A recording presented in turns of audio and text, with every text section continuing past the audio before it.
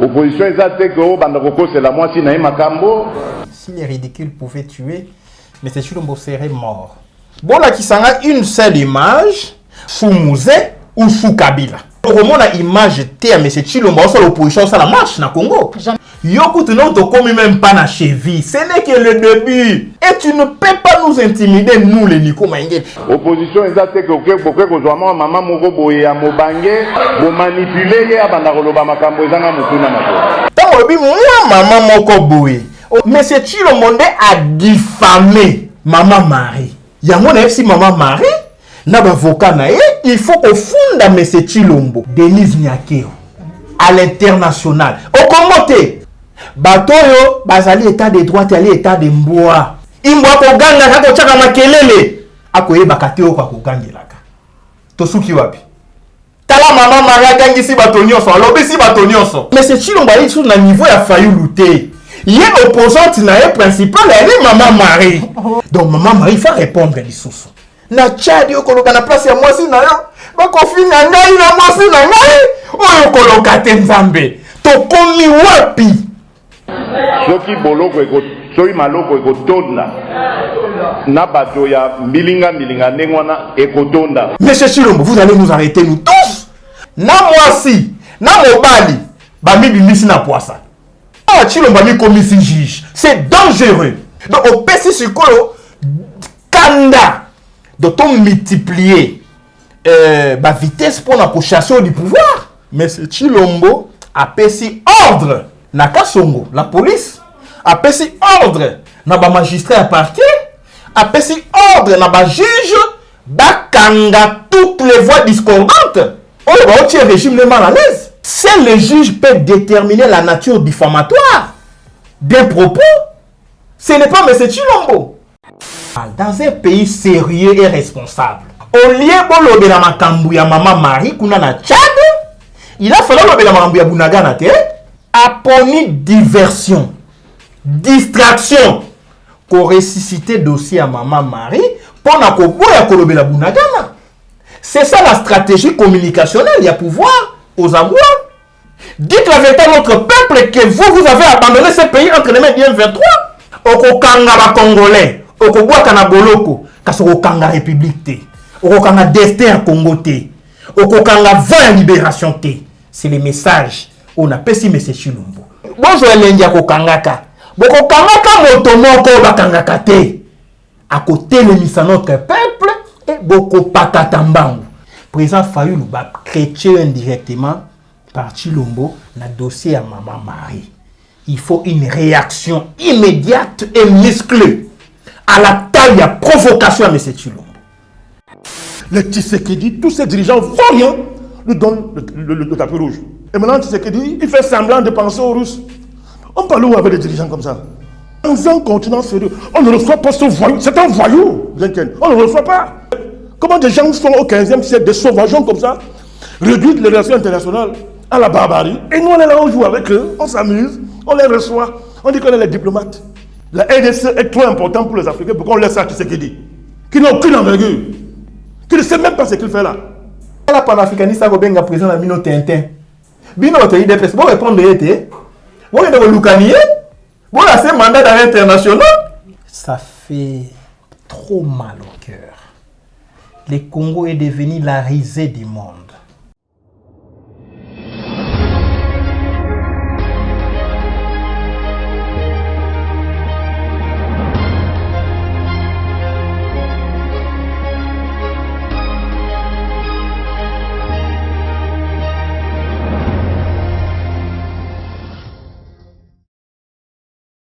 Et c'est ngoko ba été bozali belé bande ko balandi ya plus clair télévision la chaîne de vérité mboti na bino pa union ce soir bino bozali belé ba ebozui libaku ya kolanda émission vérité de tout côté ya mukolo mwalelo oyo tozali ne sengo ya koyamba pona bino premier congolais normal mwana mboka Nico Mayengele na benga ka esprit éclairé pamba te tobengisi ye po ete tozwa réaction na ye biso nyonso tolandi déclaration vidéo ezali kotambola koyoka mokambi ya mboka mokonzi ya mboka Félix Antoine Tshilombo Tshisekedi koloba ete kokritike gestion na ye bokambi na ye ezali bongo malamu me kasi kokritike ye ndete atalisi ete bientôt la baye nyonso oyo bazali kokritikaka ye mpo na ye bayo bakolobaka lokuta bakokende prison soki prison ekotonda na batu ya lolenge ya mbilinga lolenge alobi atalisi pe lolenge nini batu oyo bazali peut-être kokritike ye bakritike pe molongani na ye te. Il a entre parenthèses parlé de maman Marie alors que mikolo mozi kolekana monaki bayi M23 ko fêter anniversaire na bango il y a 2 mois occupation ya Bunagana. Est-ce que peuple congolais azalaki kozela déclaration ya lolenge wana kobuta epa ya mokambi ya mboka tope esengelaki na ya lobela biso lolenge nini makambo ezali kotambola mpona nini kino na ngonga oyo Bunagana ezali toujours sous contrôle ya bayi M23 tokozwa réaction mwana mboka maître Nico parce que toyebi ete yazali moko ya bayi oyo bakotalisaka biso lolenge nini mboka ezali kotambola mais kasi lelo esali ete baloba ete critique to baboyi tope mokambi ya mboka boyi tokopesa maloba na mwana mboka Nico Mayengele oyo azali bongo président Congo normal lolenge na nguti koloba premier citoyen normal esprit éclairé mbote na ye mbote mwana mboka Maman Joël Kombe mbote na monsieur Tshilombo Iskali na pesi mbote puisque l'air est grave. Je crois que on doit vraiment l'affronter frontalement puisque Ami Bimisi n'a pas réserve. Il pense nous intimider. Maintenant, on doit correspondre coup sur coup. Voilà. Correspondre coup sur coup, tous on a nos vidéos, Bipa Iwapi, président de la République à Koluba. On se retrouve tout à l'heure. Ça c'est que oh non, au Banoko c'est la Mokonzambo Kamakambo. Opposition c'est que oh Banoko c'est la moitié na Makambo. Opposition c'est que beaucoup kozwama maman moko boye ya mobange, maman batu. Azomo na ne pas na commerce na ye bo manipuler ye abanda koloba makambo ezanga mutuna mako wana ezo opposition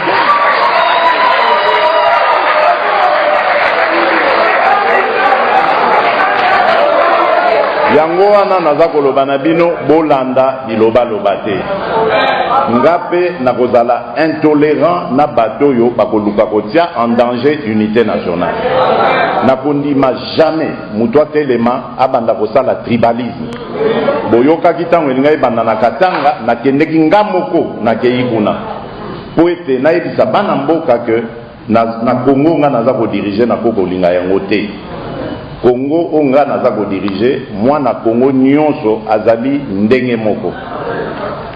Il n'y a pas de Moulou baza privilégié, ou Mungal baza privilégié, Moussoaïd baza privilégié,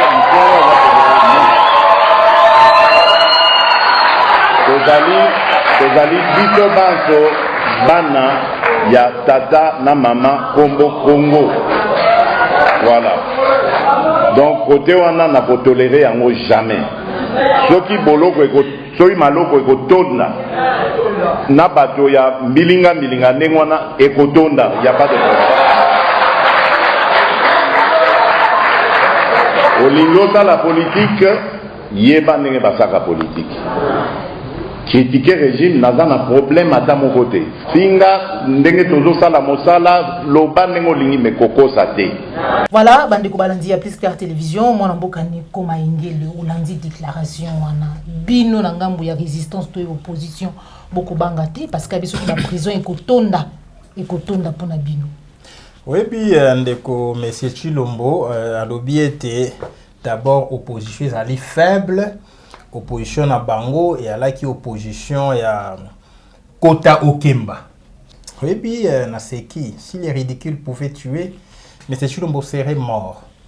Tant que ça l'opposition, les Franck Diongo. À l'époque, j'étais avec le président Franck Diongo. Le président Fayoulou. Mais c'est Tshilombo était en Europe. Opposition Koto Kembe, opposition à Bissau. Bon, là, qui s'en a une seule image. Oh, mais c'est Tshilombo, bakanga une opposition sous Mobutu. Sous Mouzé ou sous Kabila. Opposition Koto Kemba. Mais au comment la image, il y a Fayoulou, bah, Bétier Massas na azwi balle perdu na mutu.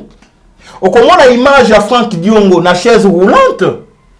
Okomona image ya Diongo na kanchachi ta mbuta zokima. Okomona image ya Nico Maengele oma bayonné na Tchangu na marche. Et le colonel oya salanga babiloko wana ti lelo aza en vie. Mais okomona image te à M. Tshilombo sur l'opposition ça la marche na Congo. Jamais la marche. Non, s'il vous plaît. Pendant 37 ans, il ne faut pas tronquer l'histoire. Chaque fois, même tant que comme dans Souka ya Bitumba, puisque Kabila devait partir. Voilà, Papa Tshisekedi a Koufi, tous M. Tshilombo to chay présent à rassemblement, mais celui qui a organisé marche à rassemblement, lobby marche, na boutu à l'élo a vu à quel Bruxelles. Maintenant, vous allez insulter tout un combat, en fait, cracher sur tout un combat pour dire que voilà, Bissonnet au salaire qui opposition Koto Kemba. Koto Kemba, c'est nous. Lui n'a jamais fait une opposition à terrain. Il était chargé des affaires extérieures, il y a une UDPS, na Benelux. Alors ici, les Fayoulou, les Nico Maengele, toujours continuer la même lutte. Autre qu'il faut libérer le Congo, il faut qu'il y ait reconquête du destin national. Oh, M. Tshilombo a bâillonné, a poignardé. Quand M. Kabila voulait partir, qui lui aurait servi de béquille? N'est-ce pas M. Tshilombo et les Camérés? Donc, insulter tout un peuple, Barosimu Kendi Sika Bakoufa, tant Barosimu Kendi Massas, M. Tshilombo était où? Quand Thérèse Kapangala est morte, Tshilombo était où? Quand les Arma Tungulu sont partis, Bachebea, Tshilombo était où? Quand on arrêtait, bombardé le siège à MLP, bombardé le siège à IDPS, mais Tshilombo était où? Non, monsieur, il ne faut pas tronquer l'histoire. On dit, Bitumba Tobundisa Kabila, na Mouzé, na Mobutu, Yokutu non to comme même pas na cheville. Ce n'est que le début.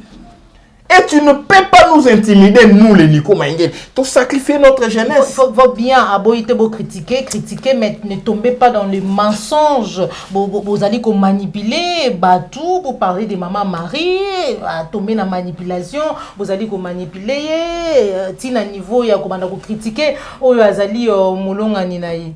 Je crois qu'il y a un problème.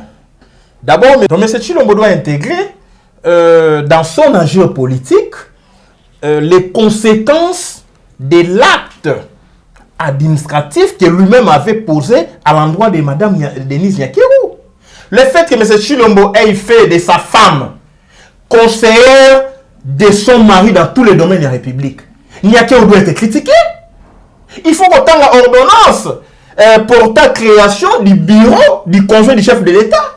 Il y a madame à l'intérieur. Nyakirou, aujourd'hui, Azali conseillère, il y a M. Tshilombo dans tous les domaines de la vie nationale. Mais est-ce que Zakaka Yeto, la première dame, non, ça n'a jamais existé.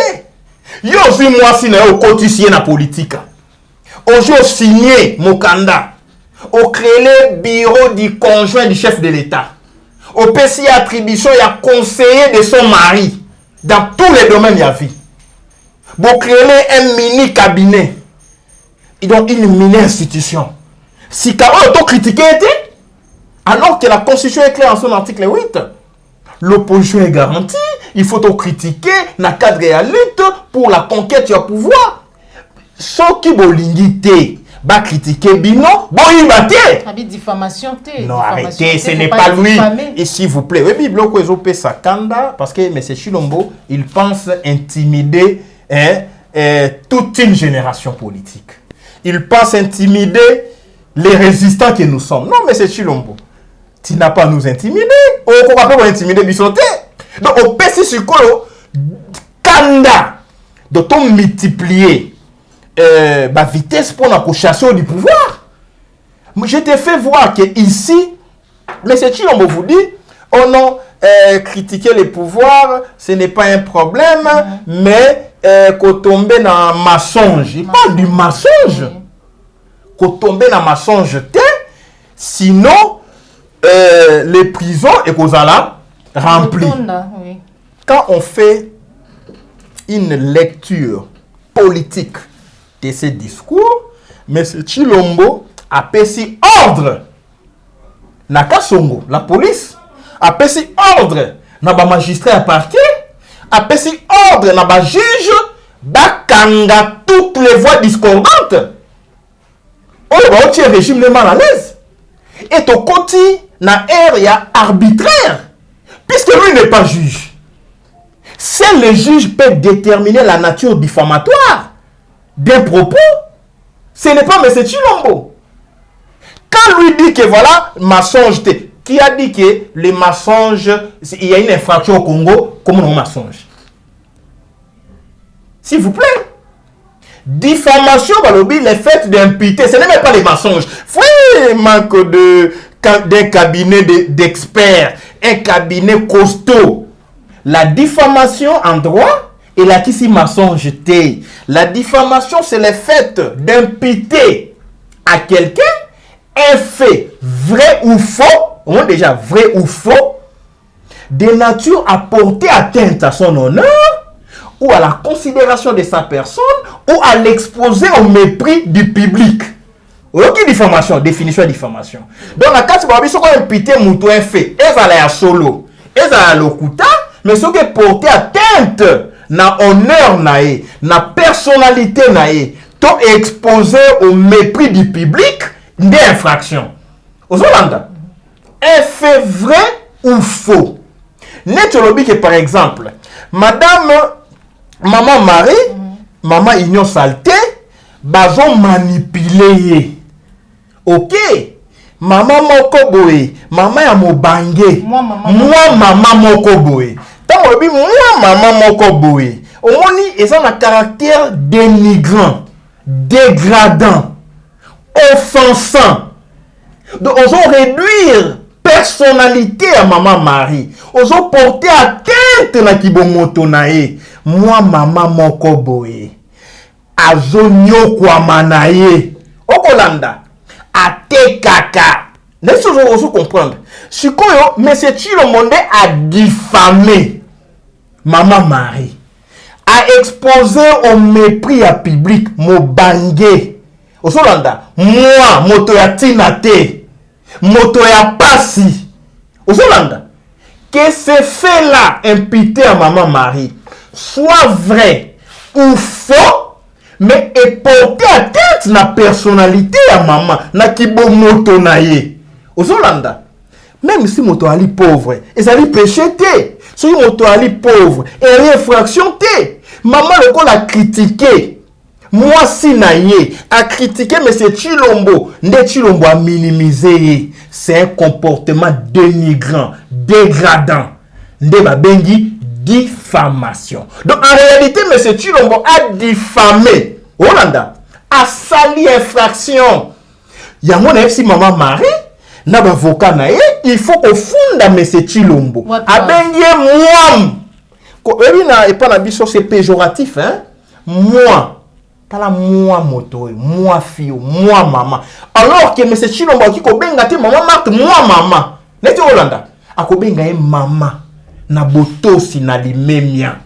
Que ça soit vrai ou faux, que maman Marie azala mobola, azala mo souffrant, azala moto ya pasi, azala moto ya malongate, oliko dénigrer te. Okolanda, c'est ça la diffamation. Et il m'a raconté que le kuta, les mensonges. Non monsieur, ce qui m'a dit que bateau va détourner mon solo et aller critique. Bon prouver biso que beaucoup détourner te. Yebisanga question pour échaffer monsieur Chilombo.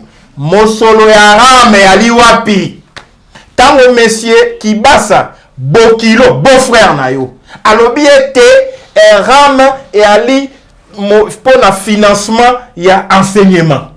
Akei na parlement batalisie que na budget à l'état rame quoi apparaître té et ali traçable té. Tout la mosolo na biso ya rame ke yo pe comme mensonge.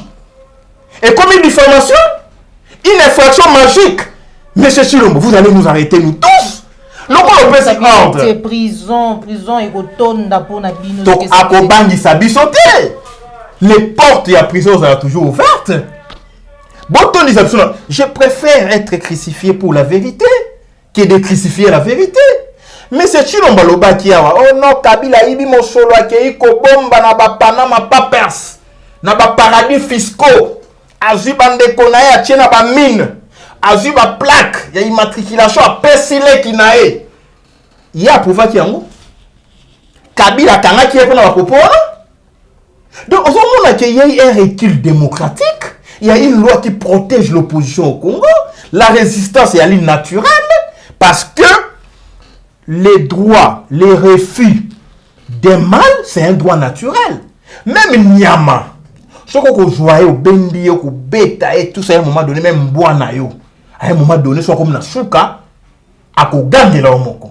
Donc ici, M. Chilombo, discours ya sali. Tant on a landi vraiment l'image au Tchewana, na moni que Maman Marie, oyo ba enleva ki na 4h du matin, ba memi epa ya général Kasongo memi epa ya maman nani Niakero atangisi ye Bible, humiliation, après batikiye. Donc on a compris ici d'où est venue l'arrestation, l'enlèvement de Maman Marie.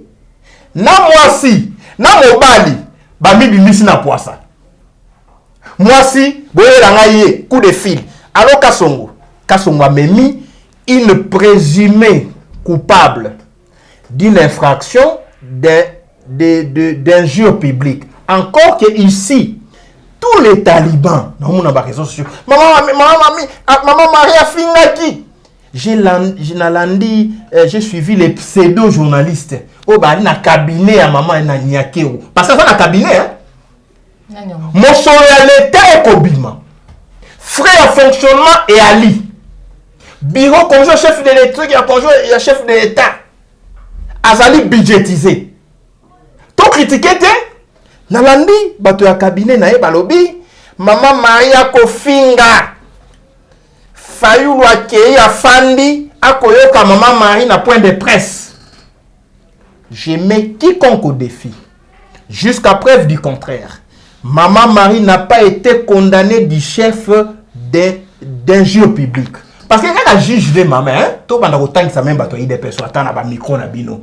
Quand la juge a déclaré un propos injurieux, diffamatoire, aux Hollandais. Après un jugement, Maman Marie a fini qui? Aux Hollandais. Ne va condamner pour l'injure publique. Mais Maman Marie va condamner pour l'injure publique.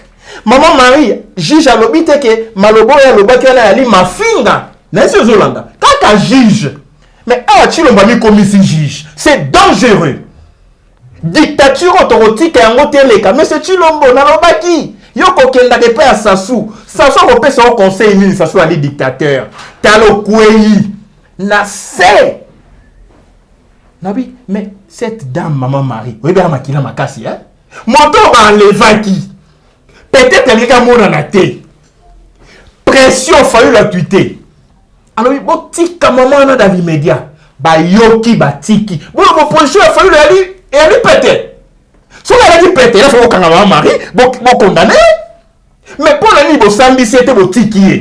Pression. Moi, nanaye, maman Denise, yoki ki mawa, yoki passe, comme on a maman, lengi wana qui est peut-être prison, et on voit c'est que la générale Kasongo aye la yi basulana maman teye quand même biblia mayo et lobby après des besoins qui likanisi ya rotikai. Namoni madame Niakero abimisi biblia a fongoli page a pesi mwana ya Maman Marie atanga. Quelle humiliation! Nous sommes dans un état laïque. Bato oyo bazui bokonzi. Na ebité, ba désacraliser fonction étatique, dignité étatique, dignité républicaine. Nous sommes un état laïque, maman Joël. Yo bimisi Biblia. Et bon mon Coran pour na ba musulman. Et bon mon livre noir. Et bon mon bateau ya Dieu de noir. Et bongo bateau bako to sa Biblia te. Nani ebisa que Maman Marie a la chrétienne. Donc on remplace code pénal na Biblia. Otangisie talako fingi ali mabe. Mais celui qui a fingi, bako tangisa ka Bible te dans une république. Bako tchaye na parquet a memi et pa bazouzi, ba condamné. conformément à code pénal. Donc ici, nous avons conseillé Maman Marie à Funda Denise Nyakeo à l'international. Au commenté, Maman Marie Funda M. Chilombo. Mais comment M. Chilombo a fondé lobby, voilà. Bazo manipuler maman moko ya mobange, moi maman moko ya mobange na zongela yango. Pona loba makambo. Chilombo ebisa biso nani azo manipuler Maman Marie. Voilà.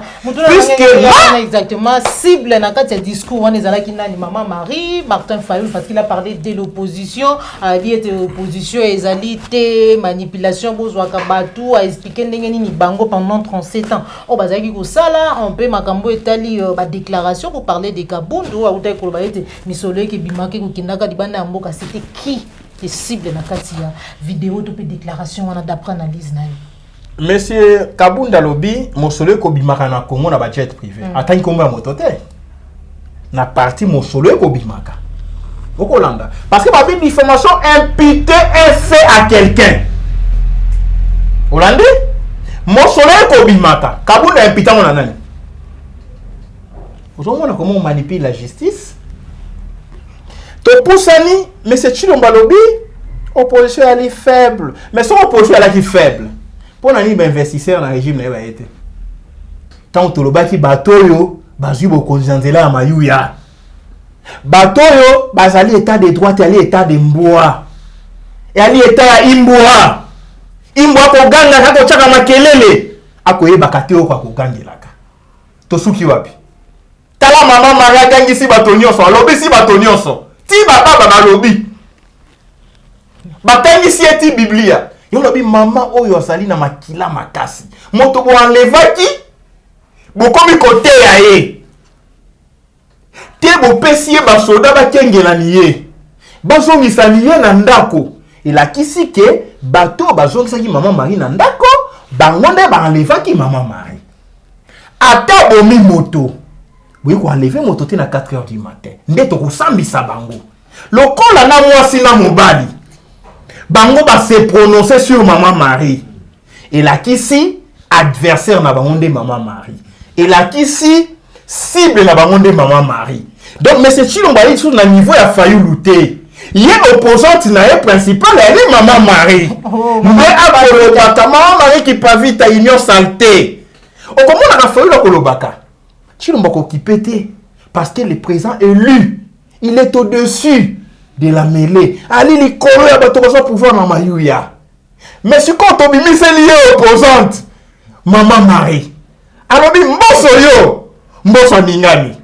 Ni ateru. Kombo ezali na Congo te. Mobile alobi, nani alobi Congo ezali na Congo te. Yo kato solo lani, tika masolo.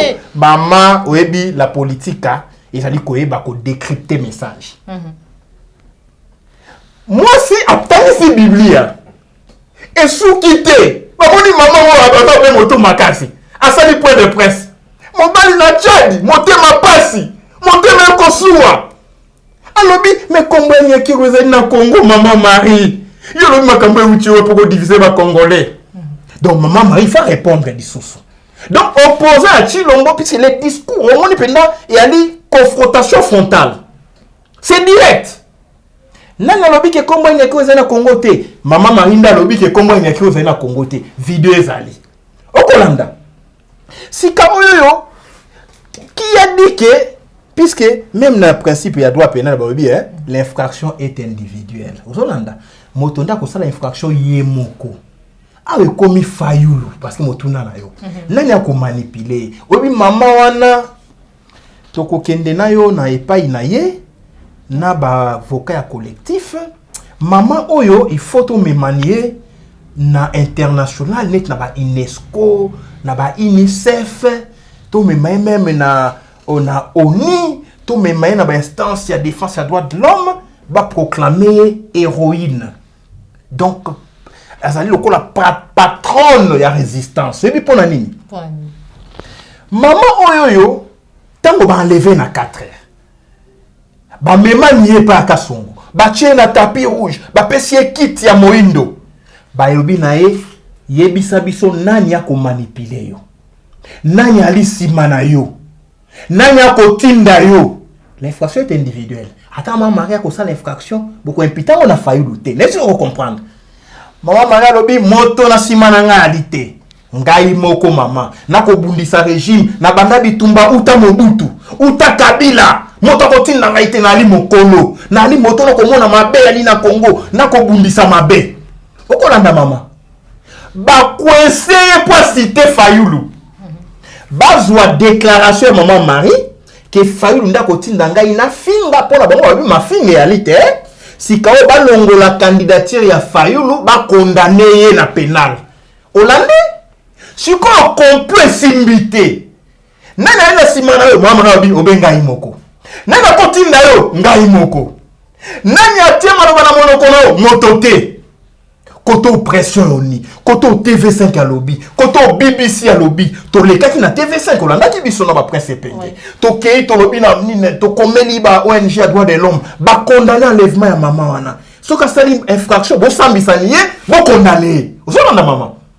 Mais soka sali infraction, il faut pas condamner, ba sambisa, mais ndenge ni ba tiki na ndako futi ata amende te. Pour la police, soka moni ki infraction ya li, ayiko sala o ba bengaka paiement ya amende transactionnelle. Abi infraction ezali benine yali makambo ya motu ya pendate ateke ina parquet bakotika niye futa amende transactionnelle dossier esuka awa ozolanda mais moto bokangaki bolobi afingi afuta amende transactionnelle te botindie na parquet te bopesiye basoda kazongisa ye na ndako elakisi bande ko poursuivre un autre objectif koluka ko impliquer Fayulu kolobisa mama bozoba pour aloba ete Fayulu sous pression kopimela e bilei kopimela bavoka batala e ozolanda tango esimbité bamemi epa ya Ange Gabriel abimisi Biblia atangisi mama alobi tala mabungani na yo o mama ni akeru tokosambaka na mokili oyo te tokosamba soki towei. Donc, babomi déjà maman Marie, basambisiye. Ya mwana tolobi monsieur Chilombo, au lieu de répondre na place ya moi sinao, ate sali yo pasi. Na Tchad yo koloka na place ya moi sinao, ba kofinga ngai na moi sinao, oyo koloka te nzambe. To komi wapi? Qui n'a pas critiqué Olive Lembe dans ces pays? L'UDPS n'a pas insulté Olive Lembe dans ces pays. L'UDPS n'a pas dit que Kabila zaki rwandais. Mais c'est Chilombo lobi te que Kabila ali moto ko pomoloke si à l'état. Papa Tshisekedi loba qui était que Kabila ali rwandais, bo kanganiye, bo yana e ligoté. Nazo misaniye na Rwanda. Il livre le jeune homme ici, Moniere, Gilles Moniere. Ako finga Janine Mabunda, azali maman. Ako chaka linge te uta botama. Ezali ba propos de nature à porter atteinte à l'honneur, c'est n'est-ce pas? Et à la personnalité d'une personne. Si quand le procureur, justice nabiso, la police judiciaire, on va aller présent. Je parle du parquet, procureur, dans la police, va aller présent dans les réseaux sociaux. Bakotala, ni comme nini, diffamation, infraction magique. Mais quand il s'agit de Kabouya, to ali na manduki to ko défendre ko continent biso okolanda oya ko mekani to ko yebisa peuple to bato balobi Kabouya ko pesa biso ti champa diamba lotoko tombe la poto sala bozoba olanda ba image wana na siège IDPS. Là la justice ne voit pas, mais quand il s'agit de maman Marie, quand il s'agit de Jimmy Kitenge qui est un jeune frère, qui est un combattant, même si soutenant qui Kabila, mais ce sont des nouvelles énergies. Autre qu'on servi dans la République. Il n'a jamais travaillé avec Kabila. Mais Jimmy porte un discours. Il y a critique, il y a système. Beaucoup de côté, il y a C, il y a immeuble, il y a CCTV. Bon, même manié, na aner, à sali cachot au-delà de 48 heures. Alors que M. Chilo Balobaki n'a kangi ba cachot. Nyon soit aner. Le coup là, M. Chilo Balobi, le coûté comme infraction. Il y a Kosaki. Faut kangaye. Pour le baki que, ceux qui n'ont jamais conduit, le coup n'a jamais conduit ba cachot aner. Ça y est, et Kangani. Ouais, d'accord, on a gagné. Jimmy a côté cachot à Aner. Tatiana a côté cachot à Aner. François Béa a côté cachot à Aner. Sous M. Chilombo. Le quoi M. Chilombo a dit qu'on considère l'infraction. Donc, il faut qu'on kangaye. Pour cachot à Aner et à l'itinéro. Au moins, tant qu'on koloba. Tant qu'on tient mon sapiboé, tala mi sapimine eko tala yo. Voilà. Matondo mingi mwana mboka Nico Maingele bandi kwa landi ya Plus Clair Télévision la chaîne de vérité tous ala wana makolo na bino kokima mbangu kuluka bisika information ezali nde topusana ki pembeni ya mwana mboka Nico Maingele en tout cas tozui na lombangu a pied levé ndenge tolobaka pour étaper sa makanisi na et pour finir dossier Bunagana déjà 2 mois ba M23 ba fetaki anniversaire na bango 2 mois bazali toujours occupé Bunagana lelo déjà tu été quelques localités na ngambo ya Ruchuru ezali sous contrôle ya M23 et là on y ezali kosala ete matinga we ya biso gouvernement we ya biso ba kotikaka Bunagana na maboko ya ba M23. Oui, puis toko critiquer bino soki boyibi toko lobake boyibi. Ceux qui vont trahir Congo en signant les accords secrets et bidons avec les Rwandais, les Burundi, l'Ouganda, les Kenya, to koloba qui vont trahir. Koloba bo solo une infraction te, vous kangape biso nyon sauté pour prison mon côté au contenir des millions de Congolais. Arrêtez avec vos intimidations. Voilà pourquoi question à Bunagana. Ils ont la kisake. Ils allaient complot contre la République. Dans un état normal, dans un pays sérieux et responsable, au lieu de la makambu ya Maman Marie, kuna na Tchad, il a fallu la makambu ya Bunagana te. Yende a la tête tof, ya chef de l'État. Yende a l'impérium. Yende a na armée dans la poulos. Il a fallu sa peuple. Bunagana est allé occuper 2 mois. On fait quoi? Toujours défendre Mboka, toko tchaba mon solo, toto tche mon solo, to bakisi effectif, to sali que armement ya solo et kenela et c'est pour nous défendre Congo tout en gardant des secrets militaires. Aponi diversion, distraction, pour ressusciter dossier à Maman Marie, pour na ko boya kolobela Bunagana. C'est ça la stratégie communicationnelle, il y a pouvoir aux avoirs. Comment distraire le peuple? Tobim sama sous ma sola ya Maman Marie. Pendant qu'il na est na Bunagana, bazo exploiter déjà pétrole, bazo exploiter or na Djomba. Na Bunagana, bazo occuper Tchanzu. Parce que on occupe Bunagana et environ. Au Solanda, Tchanzu est entre les mains des Rwandais du M23. Runyoni est entre les mains du Rwandais du M23. Dire la vérité à notre peuple devient diffamation. En tout cas, M. Chilombo au Kangabisonyoso. Parce que ici, M. Chilombo a publié un accord à signer na Nairobi. A publié un accord il y a Angola. Oyo, na feuille de route à Nairobi, Balobi, M23, il faut récupérer à Zonga dans la position initiale. Vous êtes d'accord, Nangaï? Position initiale M23, c'est Tchanzu. C'est Runyoni. Dites la vérité à notre peuple que vous avez abandonné ce pays entre les mains du M23. C'est quoi? Pourquoi M23 occupe Bunagana? Toujours attaqué. Pourquoi? Si ce n'est pas un deal, dans un deal, dire ça, vous dites que voilà, Nico Maingele est diffamé. On ne peut pas diffamer la République. On parle des intérêts nationaux, on parle de la République, monsieur. Donc ici, Bunagana, 2 mois. Bunagana est la frontière na Ouganda. Bunagana est Mosika Makaste na Rwanda. Notre société civile sur place. Alors que les militaires ont occupé Bunagana, il y a des Rwandais dedans. Ils ont taxe. Ils ont exploité la matière première. Ils ont contrôlé la frontière il y a Ouganda. Ils ont poussé la terre dans le Rwanda. Si quand on a touché ça, au lieu de nous dire voilà, to tindi bato na est, to fongoli ba porte ya prison pour na ba agresseur to kokanga, ba prison kotonda.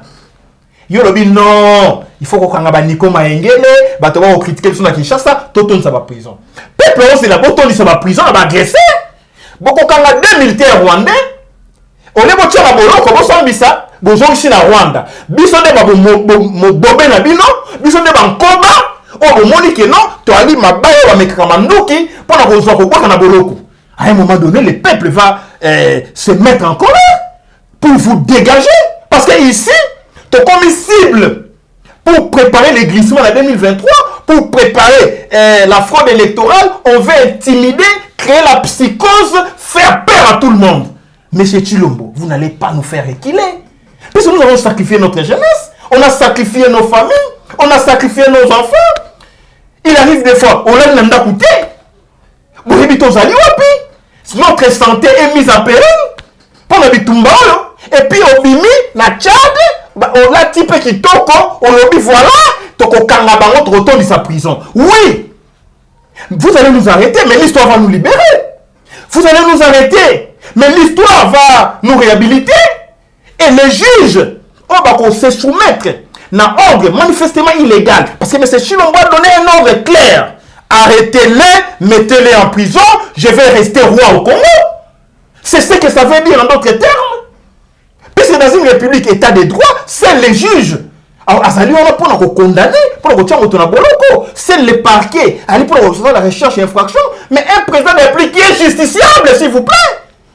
Il est justiciable devant la Cour constitutionnelle, avant la CNIBECO. Donc, Ami Bimisi Yanké, il va intimider Bango. S'il vous plaît, M. Tshilombo, on a fait la guerre, on a fait plutôt la lutte avec Papa Tshisekedi. Papa Tshisekedi a été arrêté, humilié sous Mobutu. Comment un père dans mon Congo et empêcha quitter que Tshisekedi Azala, l'un des leaders de l'opposition, puisqu'il y a eu 13 parlementaires. Puisqu'on optait sur le schéma de Mobutu, sur le schéma de Kabila, pour que tout souffrir, on y a kolanzoto, parce qu'on y a kolamolimote. Okokanga ba Congolais, okobwaka na boloko, kasi okokanga république te, okokanga destin à Congo te, okokanga vent libération te. C'est le message. On a pessimé M. Tshilombo.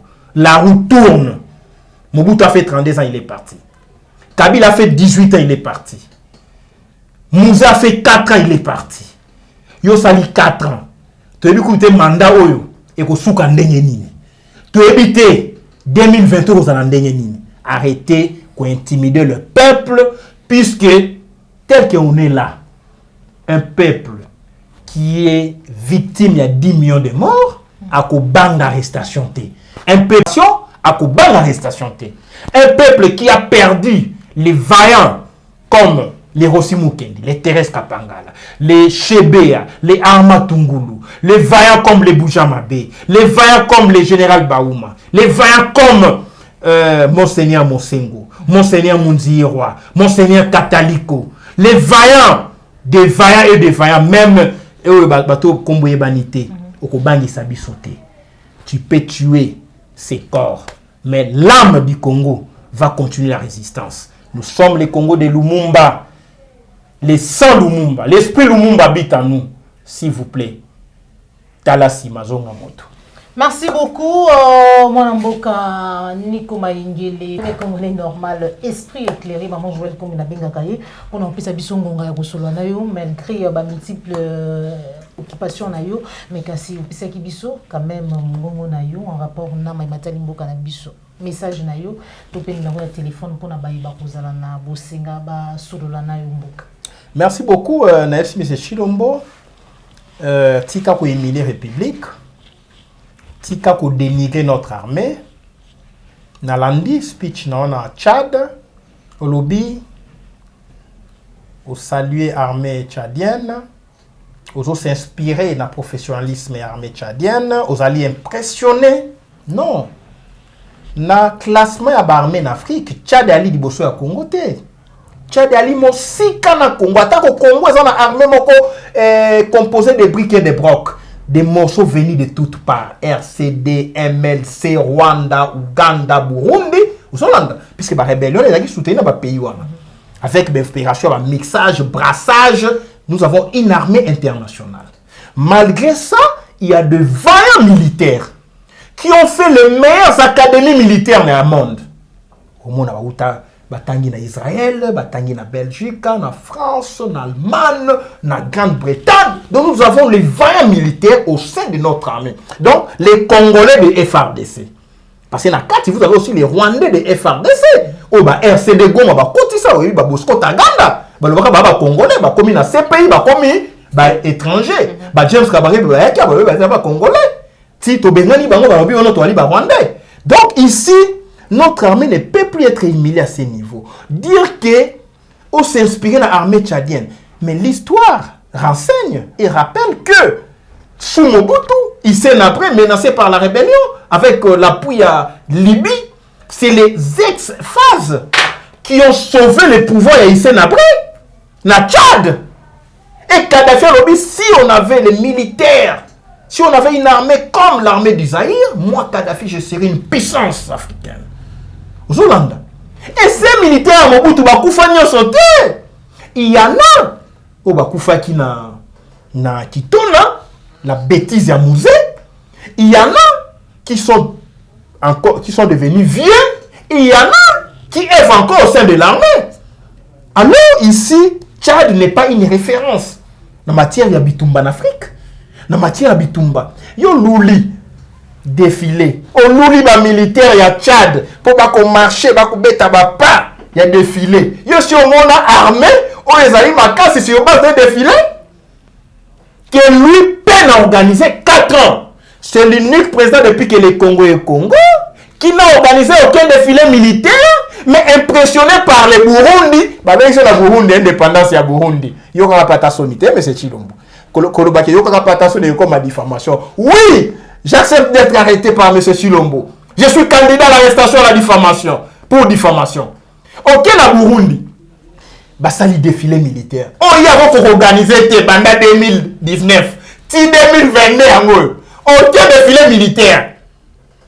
Oh non, je suis impressionné par l'armée burundaise. À la Tchad, je suis impressionné par l'armée tchadienne. Je compte m'en inspirer. Oh, mais armée la Bissoawa, bah cause la organisateur défilé militaire. Bah la Kisayo ndengeni ba kataka losako, ndengeni ba nyataka rei, ndengeni soldat ko tambola na Sokoto. Yo ko kate, oko banga ba ko mayo, oko banga ko passer le tout par Evi. Yo allez obé mbango esengo ko mona baninga ba organiser défilé militaire. So ko komi kuna onganza melobi oh armée kitoko ngaina m'inspirer na yango. Mais na Congo to na ba militaire ko le Tchad. To na ba militaire formé. Oh yo ba conseiller le défilé militaire. Ba la qui sont les pas militaires. Non non. Na mboka na ngai kuna défilé te. Ngai obé ko kumisa ba soldat mosusu. Voilà pourquoi il faut vite fermer cette parenthèse qui est M. Chilombo à Kopangisa Bisoté, à Kozongisa Simate. Président Fayulu va chrétien indirectement par Chilombo dans le dossier à Maman Marie. Il faut une réaction immédiate et musclée à la taille de provocation à M. Chilombo. Parce que l'heure est grave. Alors, l'opposition a dit péter. Oui! Si quand on tombe, il s'est abattu Mikolonioso. Pourtant, t'as la ligne à Roboma. Hollanda. Donc, non, c'est la bonne c'est aussi ça. Mais l'opposition ne va pas dire qu'il y a na commune na bozui. T'as la kolata. Ba montre ya cher. Akolata ba sapato ya cher. Akolata bilamba ya cher. Na mwasi akolata ba collier. Oh non, na ba collier. Soki tolobi ndenge na me bozalaki na yango te. Bo komi na yango. Bo fingi biso. Ah! Les nouveaux riches. S'il vous plaît, ne faites pas ça chez vous. Ceux qui ont conduit, ne vous comportez pas comme régime Oyoyo. Okay. C'est un régime où est humilié Congo au point qu'il va comme intimider biso. Yamwana, tu sais, mais c'est Chilombo, ne vous en faites pas. Tonga déjà ma prison mosusu, makale ya moke. Tonga kuna na le côté à Mozola Patisekedi. Tonga ba prison. Un bon manteau le gata batelo c'est la Changu. Na maman Marie, Nico Maengele, comme ali na Changu. Yodi de la Changu. Bino ne so komi kuna et komi prison. OK. Mais ceux qui ont kanga moko okokanga moto moko ko soulever notre peuple. Qui pouvait croire que les sangs combo âge ya maman Marie avait comme célèbre à 69 ans. N'est-ce pas comprendre? Donc ndunda nyonso na zamba ezali ya kolia te. Yali bandunda ya bololo, yali bandunda mosusu yali poison, yali bandunda mosusu yali ngai, mosusu yali sukali. Donc bozo elengi ya kokangaka. Boko kangaka moto moko bakangaka te. À côté de notre peuple et boko pakata mbangu. C'est ça le message. Bon continuer kokanga, peut-être la tour ya Nico Mengele bato ba côté. Peut-être la tour ya moto mosusu Hollanda. Donc biso siko to ki elengi ya ko sala boloko politika. Mabe ko sala boloko soko yibaki mbongo ya ham. Mabe ko sala boloko soko yibaki mbongo ya 100 jours. Mabe ko sala boloko soko participa ki na mort ya musée. Mabe ko sala boloko soko participa ki na mort ya Songolo. Mabe ko sala boloko soko violaki. Mais elengi ya ko sala boloko soko ko critiquer ba miyibi. Okoloba tel ali moyibi, tel a trahir, tel ali moto ya Kagame, tel a gagné élection tel a yibaki, tel a commis millionnaire, tel to ko sambisa ye. Elengi yako sala boloko pour histoire et pour réhabiliter biso. Voilà pourquoi je m'adresse au juge de M. Chilombo. Arrêtez-nous, condamnez-nous. L'histoire va vous condamner et vous nous réhabiliter et nous libérer. C'est ça les derniers mots. Merci beaucoup. Moi, Mboka Nico Mengele, Matono na Baignon, Sorozwa Kilibakou, Yakolanda. Émission Vérité de tous côtés, Yamukolo Mwalelo. Mais pour finir, tout le monde en parle. Réaction, il y a un Africain, Oyo Bazali Kobanza. Le lengue moko peut-être na bato ba Kobanza, awa, en rapport na Bukambi. Il y a régime actuel, Tolanda.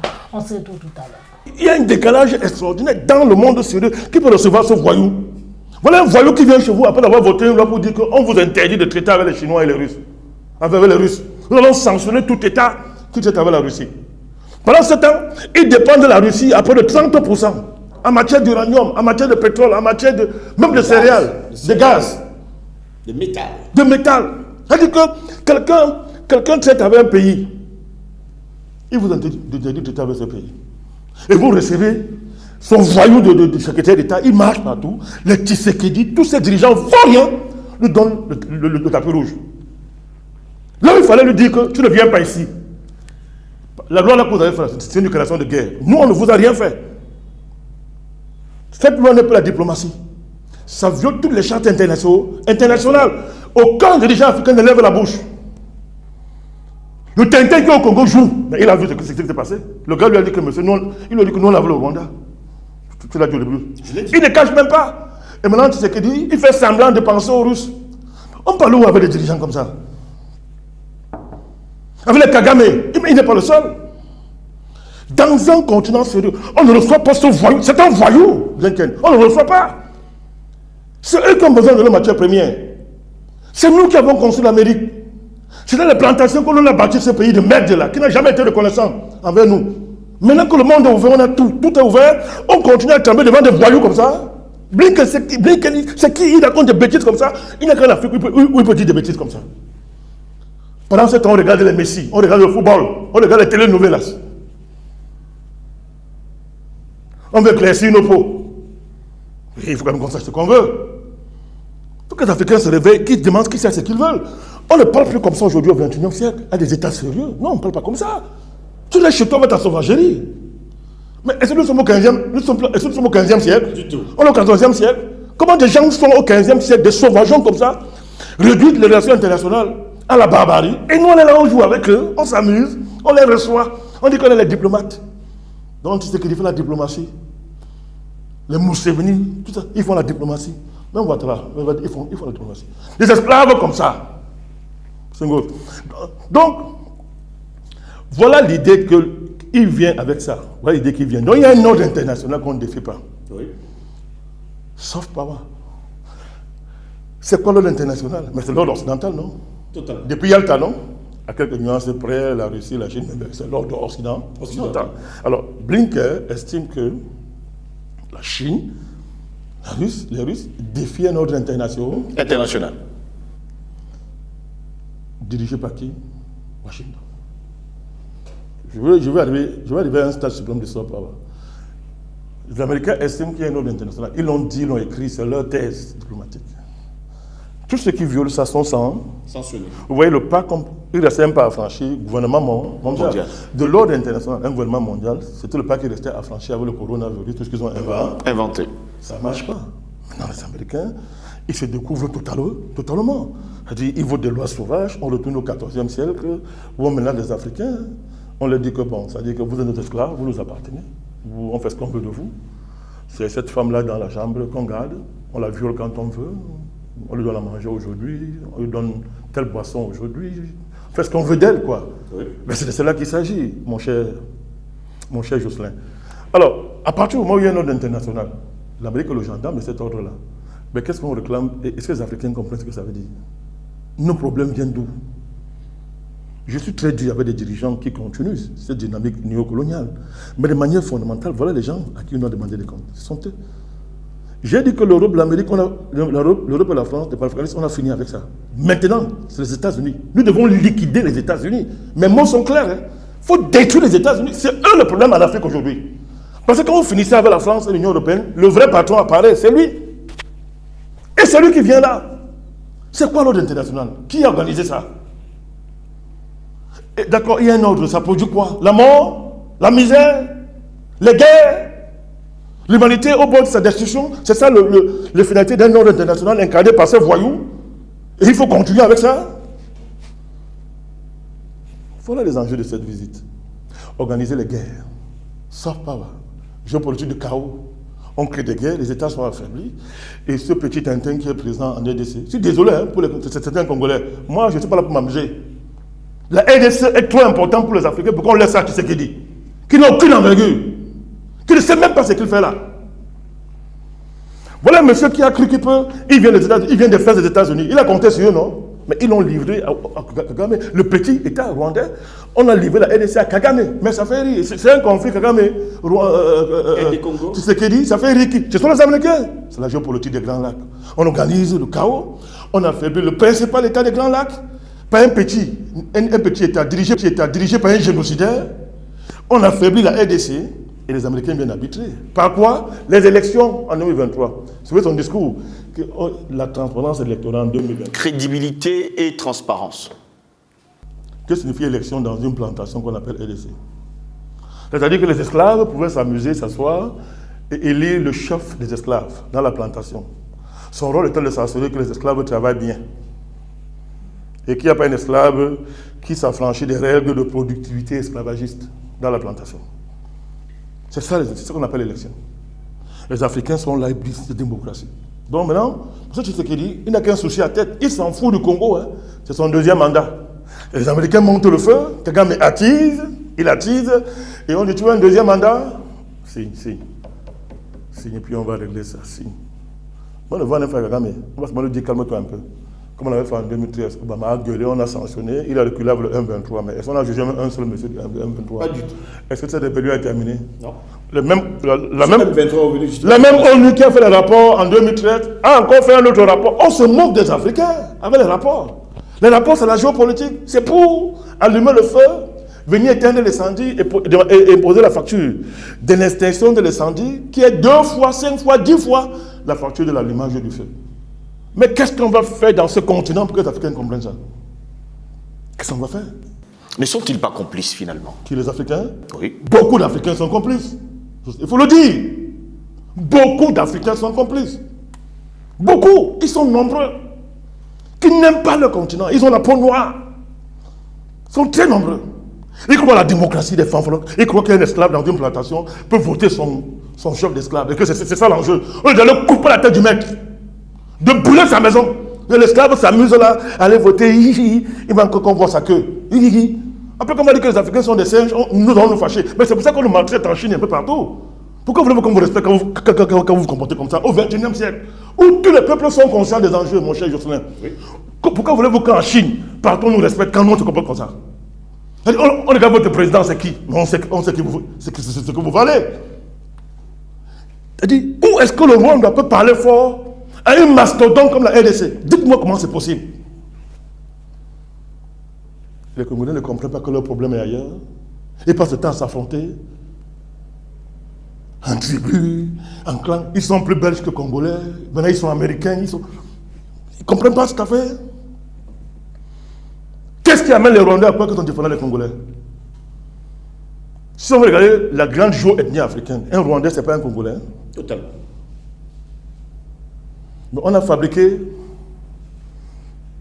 une nouvelle race. Les géants aux yeux blonds africains. Et Kagame, il est dans ça. On appelle celui-là, ce truc-là, on appelle ça grand dirigeant. Et on veut qu'on accepte ça. Voilà ça. Blinken, depuis que les démocrates sont revenus au pouvoir, vous voyez qu'il y a le feu partout dans le monde. Mais ouvrez un peu les yeux. Mais ce sont des malades mentaux, les démocrates. Ce sont des criminels. Les Joe Biden, tous ceux-là, la chose là qui est vice-président, toutes ces racailles-là, les Macron. Mais ce sont des criminels. Depuis que les démocrates sont arrivés au pouvoir, le feu s'allume partout dans le monde. Ce n'est pas le hasard. Vous voulez dérouler le tapis rouge. Vous ne voulez pas vous battre contre vos ennemis. Vous adorez vos bourreaux. Vous voulez que Dieu descende du ciel pour vous aider. Il faut arrêter ça. Cette mentalité magique, il faut arrêter ça. Alors, il faut dire la vérité aux Africains. Mais quand on veut être libre, on le mérite, mon cher gosse. Il n'y a pas de liberté pour des gens qui sont heureux dans l'esclavage. Il n'y a pas de liberté pour eux. Ah oui, hein? Mais si ça continue comme ça, on viendra prendre ce continent. D'abord, le projet est arrêté. Il est même très avancé. Comment effacer les Africains de leur continent et venir s'occuper du jardin d'Éden? Parce que quand les gens ne sont pas dignes du jardin d'Éden, on les chasse de là. Exactement. On les chasse de là. Mais c'est quel comportement? Qu'est-ce que c'est Blinken vient en Afrique, on le reçoit. Il n'a même pas reçu un caillou. Et son avion va s'envoler là, même pas recevoir un caillou. En Afrique, alors qu'il vient vous insulter, vous narguer.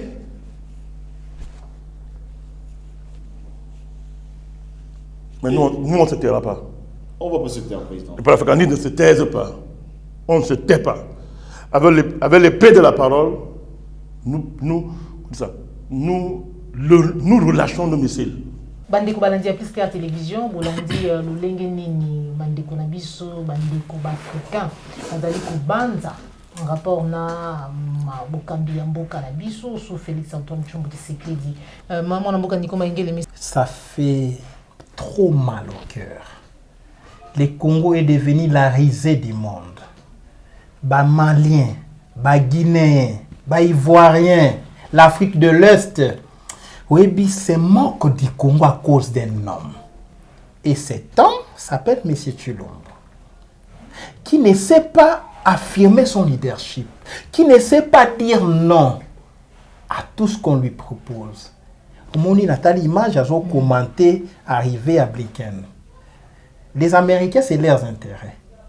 Oui, bien que les Américains vont soutenir le régime, il y a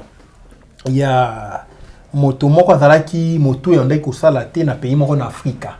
Ezalaki kombo ekoya même na émission mosusu wana. Pona bango yali obe ba intérêt. Donc bon landa ba visite wana te ba ko il faut élection salement, mais si c'est une élection accompagnement, si une élection nomination, à quoi servirait une telle élection? Puisque pour les Américains, les Rwandais allo bien clairement biso to tika soutenir ba FDLR et Rwanda a droit il y a qu'occuper Congo, c'est ce que ça veut dire, puisque nous allons soutenir FDLR, Rwanda a droit ça la paix M23 au Congo. Mais l'Amérique a la position qui a allé avec les Rwandais. Il y a un moment où les Africains bataillent, mais face à une telle cartographie, vous sentez un vide politique au Congo. Vous sentez absence de leadership. Au moment où les panafricanistes et lobby, le Congo est plus important. Le Congo est trop important. Beaucoup de petits on a beaucoup de Tshilomboté. Bakanganiete, baloba diffamation. Tel panafricaniste a bien présent à Bino Tintin. Bino te IDPS, bon répondre été. Bon de Lukanié. Bon là c'est mandat d'arrêt international. Bon que d'attaque kuna na biloko ya Interpol. Boko kanga finalement bato nyonso. Na ba malien, na ba guinéen, na ba ivoirien, na ba camerounais. Tout le monde nous critique aujourd'hui. Ata bino beaucoup faisait pour l'examen de conscience bobi TTT. Tozu hein, to komi bato. To komi ko balani, to botani, to sombi nyonso to ko somba, to komi na bomengo, to tika Congo hein. Ata l'état ya agoni. Peut-être biso ko sécurité yango. On les bande refinga biso bwe na mokili mobimba, botika papa bokendani. Sinon, vous allez arrêter tous les Africains après avoir fait un passage à vide et à la tête de l'État et à la tête de l'Union africaine et na SADC finalement na Congo, bah pensez que il n'y a pas de gens valables. Nous sommes là, il y a des gens valables.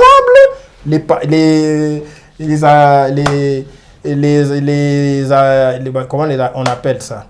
Les messieurs là total, les africanistes. Panafricanistes, Lumumba est du Congo. Lumumba fait partie des premiers panafricanistes. Bon, d'émigrer Congo à cause d'un système, à cause d'un homme, à cause de l'absence d'un leadership incarné par le pouvoir de l'UDPS. Botala Lumumba, Botala le Malula, Botala Bakimpavita, Botala Baniko Mayengele Tokoya, bon réduit au Congo, na régime Chilejelou, na régime Kamulangu. Donc Kamulangu a dit danse, tant que kola Kamulangu. Donc bateau yo va battre record na importation à champagne. Il y a les rapports officiels. Il y a un organisme depuis que les régimes Chilejelou, les régimes IDPS, champagne et coach na Congo, il y a les Afrique à Mobimba. Toloba te. Bokanga biso problème réalité, mais Mokolope ali libération au Salema. L'histoire n'est qu'au Kangabino. C'est l'histoire qui va vous arrêter. Merci beaucoup. Merci beaucoup. Moi, Namboka Niko Maïngi, l'esprit éclairé. Merci à Joël Gonago, chasseur d'images. Zoma Kissima caméra. Merci à Makobo. Merci à Papa Laurent Papa Laurent Bungonza. Merci à Dominique Sanal, Christian Bopati, le référendum. Sans oublier Baïnion. Vous allez soutenir plus tard télévision de près ou de loin. Jean de West. Puis Baïnion. Vous voyez qu'il y a Bakou, il y a Kolanda Bissou, Mokolomwalelo. Tout le monde Masuki Nkola Bateli Biso. Au CP qui na émission, likez, peut partager. Les amis bala yambo. Olanda émission vérité de tous côtés. Kobo sanate, ko s'abonner. Surtout ko cliquer na cloche de notification pour être raté vidéo ou le recours tambala sima en rapport na mami matali mboka na biso République démocratique du Congo. Au revoir.